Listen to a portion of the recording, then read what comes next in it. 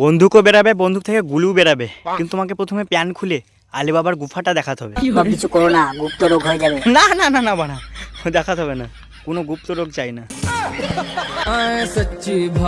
রাত্রের বেলায় কালো চশমা লাগিয়েছে বানা, এই কি জন্মগত অন্ধ না মুখে ফেলার জায়গায় অ্যাসিডটা ভুল করে চোখে পড়ে গেছিল?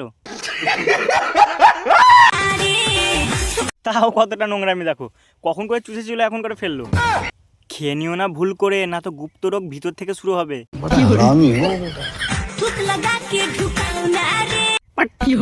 বলছিস থুতু লাগিয়ে ঢুকাতে হবে?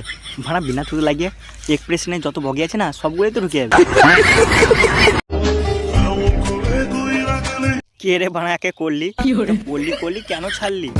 এবার যে ওর কুটকুট করছে কে মেটাবে? তুমি করবা, আমি ভাড়া পারবো না, তোরা মন মারাগা। আরে ভাই যাবা, একটু দাঁড়াও, প্রথমে এই ভাইটার কথা শুনে যাও। ছেলেকে আগে রোজ করে দাও, এটাই হচ্ছে বাবাদের অকাত। তুই সাহেবদার অকাত দেখে কি করবি? আর কি নুনু চুষবি? তোকে এমন ভাবে চুষাবে তোর গার্লফ্রেন্ডের জিভ দিয়ে জল পড়বে।